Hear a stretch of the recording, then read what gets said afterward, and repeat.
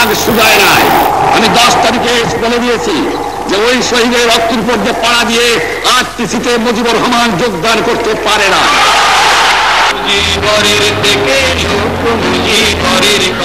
শৃঙ্খল ভাঙার স্বপ্ন নিয়ে বাংলার মানুষ যখন মুক্তির আকাঙ্ক্ষায় উন্মুখ, তখন বাঙালির প্রত্যাশার কেন্দ্রবিন্দুতে যে মানুষটির কিরণময় অস্তিত্ব এদেশের মানুষকে দেখিয়েছিল স্বাধীনতার রক্তিম সূর্যের স্বপ্ন, তিনি বঙ্গবন্ধু শেখ মুজিবুর রহমান। এই মহান নেতার জন্ম 1920 সালের 17 মার্চ গোপালগঞ্জের নিভৃত পল্লী টুঙ্গিপাড়ায়।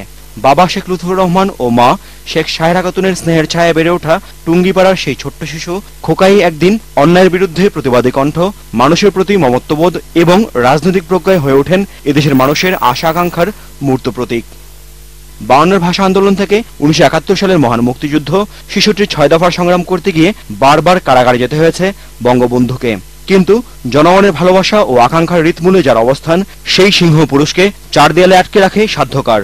1970 সালের নির্বাচনের মধ্য দিয়ে এদেশের মানুষ বিশ্ববাসীকে স্পষ্ট জানিয়ে দেয়, বঙ্গবন্ধু অভিধায় ভূষিত শেখ মুজিবুর রহমানই তাদের মুক্তির একমাত্র প্রতীক। বাঙালির এই আকাঙ্ক্ষাকে হৃদয়ে ধারণ করে 7 মার্চের ঐতিহাসিক ভাষণে বঙ্গবন্ধু শোনালেন 200 বছর ধরে পরাধীন বাঙালির মুক্তির কয়েকটি রক্তিম পংক্তি।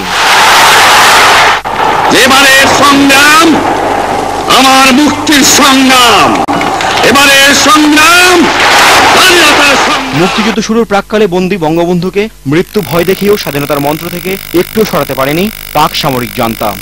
যে শরীর স্পর্শ করতে সাহস পায়নি পাক হানাদার বাহিনী, সেই শরীর বিদীর্ণ হলো দেশীয় ঘাতকের বুলেটে 15 আগস্টের কাল রাতে।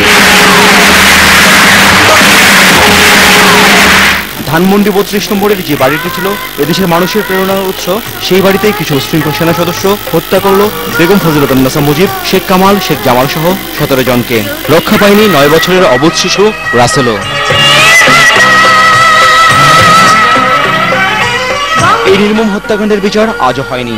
বঙ্গবন্ধু আজ শুয়ে আছেন গোপালগঞ্জের সেই মধুমতি নদীর তীরে, যে নদী একদিন তাকে শিখিয়েছিল এদেশের মাটি ও মানুষকে ভালোবাসতে।